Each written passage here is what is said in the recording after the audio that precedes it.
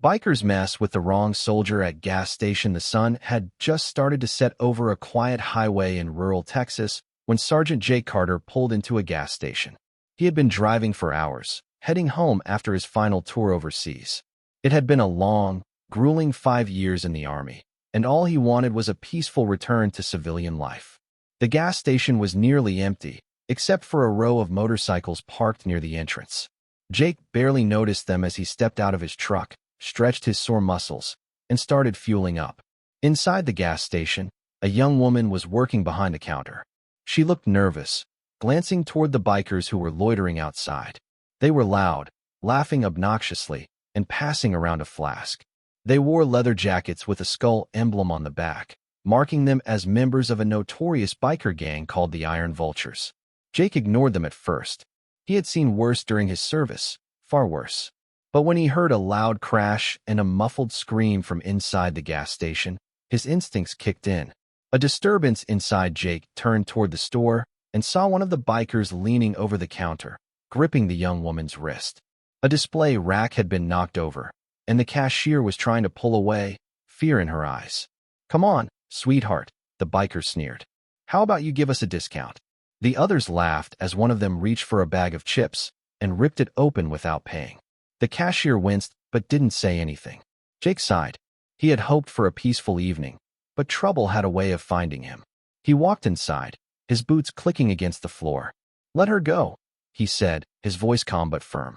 The biker turned around and scoffed. "And who the hell are you?" Jake's eyes were cold, calculating. "Someone you don't want to mess with." The leader of the group, a burly man with a shaved head and a thick beard, stepped forward. His name was Ray Grizzly Thompson, and he wasn't used to people talking back to him. "Is that so?" he said, grinning. "Looks to me like you're outnumbered." Jake didn't flinch. "Doesn't matter." The cashier looked at him, eyes wide with both hope and fear. She recognized something in his stance: controlled, disciplined, dangerous. Ray chuckled. "Boys, looks like we got ourselves a hero." The first punch, one of the bikers, a wiry man covered in tattoos, lunged at Jake without warning. Big mistake. Jake sidestepped effortlessly, grabbed the man's wrist, and twisted it in one smooth motion. The biker yelped as he was flipped over and crashed onto the ground, groaning in pain. The other bikers froze for a second. They weren't expecting that. Ray's grin faded. "You just made a big mistake, soldier boy." Jake rolled his shoulders. "Last chance. Walk away." Instead, 2 more bikers charged at him. Jake reacted instantly. The first man swung a punch, but Jake ducked, landing a brutal elbow strike to his ribs. The second man tried to grab him from behind, but Jake shifted his weight, using the man's momentum to throw him over his shoulder. The cashier gasped. One by one, the bikers were going down, and Jake hadn't even broken a sweat. The big fight. Ray was furious now. He reached into his jacket and pulled out a switchblade. "You think you're some kind of tough guy?" he snarled. Jake exhaled. He had faced armed insurgents, snipers, and ambushes in war zones. A gang leader with a knife wasn't intimidating. Ray lunged at him, slashing wildly. Jake dodged the first swipe, then grabbed Ray's wrist with lightning speed. He twisted it hard, forcing the blade to clatter to the floor. Before Ray could react, Jake delivered a powerful kick to his chest, sending the big man crashing into a shelf of snacks.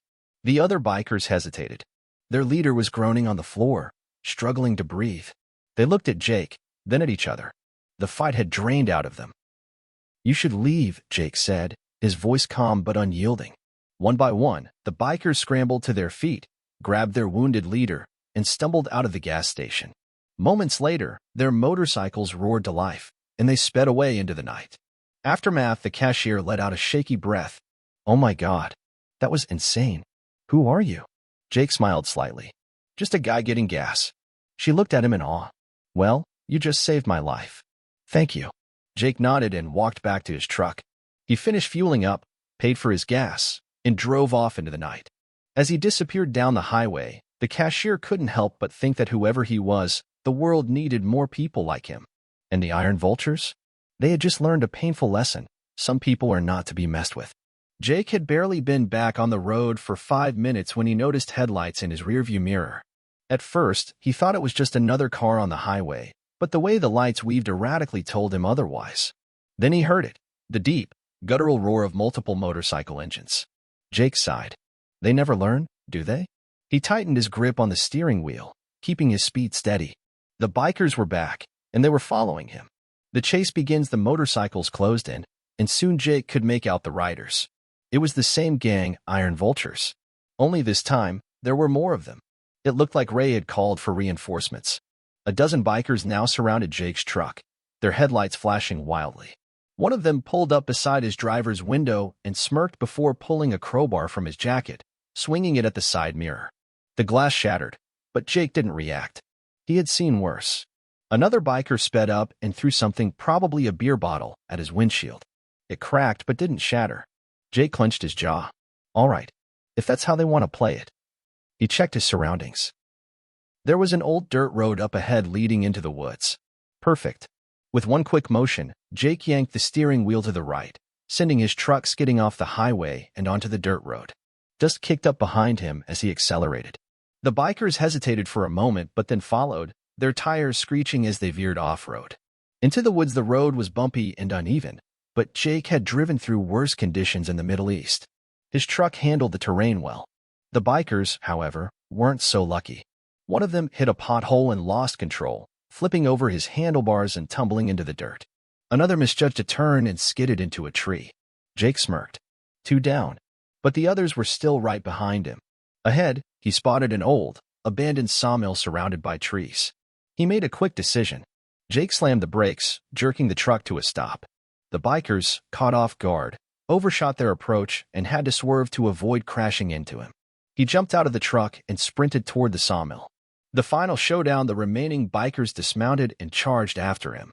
Inside the sawmill, the place was dark and dusty, with rusted chains and abandoned tools scattered everywhere. Jake moved quickly, positioning himself behind a stack of old lumber. He knew these guys were just thugs, used to intimidating small-town folks, not trained fighters. The first biker entered cautiously, a pistol in his hand. Jake moved silently behind him, then struck, grabbing the man's wrist and twisting it. The gun dropped, and Jake followed up with a brutal strike to his neck, knocking him out cold. Another biker spotted him and swung a baseball bat. Jake ducked, countered with a powerful elbow to the ribs, then grabbed the bat and used it against him, sending the thug crumpling to the floor. Ray stepped forward, bruised and furious. "You're dead, soldier boy." Jake exhaled. "You should have walked away when you had the chance." Ray pulled a knife again, but this time, Jake was ready. He sidestepped the first attack and countered with a precise kick to Ray's knee, buckling it. As Ray staggered, Jake followed up with a powerful uppercut that sent him sprawling. The last biker standing took one look at Ray groaning on the ground, then at Jake, and decided it wasn't worth it. He turned and ran. Jake stood over Ray, who wheezed in pain. "This is over," Jake said. "Next time you try something like this, you won't be getting back up." Ray coughed and spat blood. He knew Jake wasn't bluffing. The fight was over. The aftermath. Jake walked out of the sawmill, took a deep breath, and got back into his truck. The night was quiet again, as if nothing had happened. By the time the police arrived, thanks to the gas station cashier who had called them, the only thing they found was a gang of battered bikers lying in the dirt. Jake was long gone, already miles down the road, heading home. This was supposed to be his peaceful return to civilian life. So much for that. But if there was one thing the Iron Vultures had learned that night, it was this: never mess with the wrong soldier. Jake drove in silence, the highway stretching endlessly before him. His hands gripped the wheel firmly, the adrenaline from the fight still coursing through his veins. He knew trouble had a way of following men like him, but tonight, he hoped it was finally over. But trouble wasn't done with him yet. As he approached a gas station a few miles down the road, flashing red and blue lights appeared in his rearview mirror. A police cruiser was tailing him, its siren wailing. Jake sighed and pulled over. The officer, a tall man in his 50s with a weathered face, stepped out of the car. His badge read Sheriff Boone. Boone approached cautiously, resting a hand on his holstered firearm. "Evening, son. You mind stepping out of the vehicle?" Jake complied, keeping his hands visible. "Something wrong, Sheriff?" Boone eyed him carefully. "Got a report of some trouble back at a gas station. Some bikers got roughed up pretty bad. Witnesses say it was one man against a whole gang. You wouldn't happen to know anything about that, would you?" Jake exhaled. "They were harassing the cashier." Things escalated. Boone studied him for a moment, then chuckled. "Hell, son, I don't blame you. Those Iron Vultures have been a pain in my ass for years. I ought to be shaking your hand instead of questioning you." Jake relaxed slightly. So, I'm free to go. Boone sighed. I don't see no crime in defending yourself. But those bikers? They're gonna want payback. You better watch your six, soldier. Jake nodded. Appreciate the warning. Boone tipped his hat. Just do me a favor. Try to keep it clean from here on out. Jake smirked. I'll try. Loose ends as Jake got back on the road. He knew Boone was right. The Iron Vultures wouldn't take this lightly. They'd regroup, plot revenge. But Jake had been fighting battles his whole life. If they wanted to come after him again, he'd be ready. For now, though, he just wanted to get home. The stars shone overhead as his truck disappeared into the night, leaving behind a battered gang, a grateful cashier, and a small Texas town that would be sleeping a little safer tonight. But one thing was certain, the Iron Vultures would never forget the night they messed with the wrong soldier.